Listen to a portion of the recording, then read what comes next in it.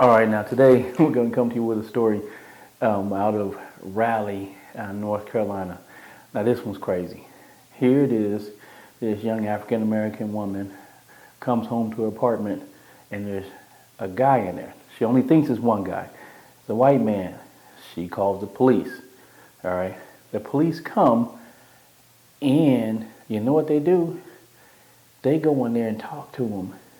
No hands on their guns. They're not yelling at them. They're not calling them names. And they kick her out of her own apartment so that they can talk to him. You've got to see this. Check this out.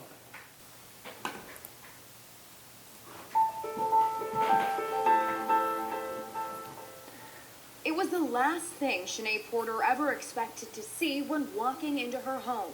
Yeah. Unbelievable, right? Two men had broke into my house and they were here. They damaged my property. She said they were eating her food and even lying in her bed. That night, Porter says her neighbor caught this video of two men trying to open the door. A scary situation because you never think that something like that would happen to you. Just random people breaking in. When Raleigh police arrived, they told Porter to wait outside while they investigated. Basically, they treated me like I was the intruder. They kept questioning me. They were acting like the people that broke into my house were victims after I told them that, you know, I needed help. Okay, what apartment number is this? Look how stupid he looks. Got his hat tilted to the side. Just looking stupid. And I didn't even know it was a second man in there until the police was talking to him and he asked him the apartment number. Is somebody else in there too? Yo, get them out my house. Get out my house. Get out my house. He told me to be quiet and he told the other guy to sit on the couch. I don't understand how you get that much sympathy and you're an intruder. Diana Powell, executive director of Justice Served, an empowerment group for young African Americans in Raleigh, says she wasn't surprised this was the response. If that had been two black intruders, I'm sure that it would, I know that it would have gone totally different. Probably a person could have lost their life.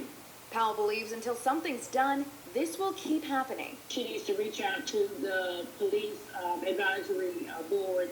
Also, she needs to go to the city council. This is where my children sleep. They play, you know. They come outside. Like, I expect them to feel comfortable, and now, like, I don't even feel comfortable.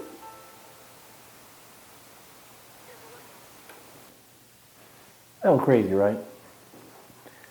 So here she is. She comes home. She calls the police because somebody in her apartment is not supposed to be there.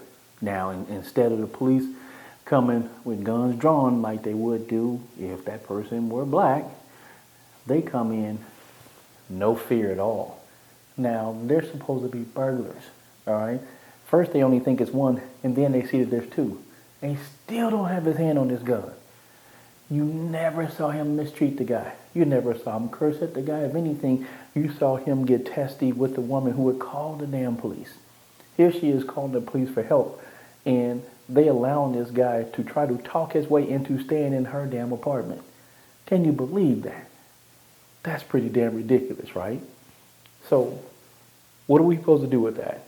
We see what happens, and we know what would have happened, like the lady said, if it had been a white woman saying that there were two black men in her apartment. We would have had another one on the news where the police had shot somebody. But in this case, you see, when they want to, they can de-escalate and they can treat people nicely. Until next time, don't forget to like and subscribe.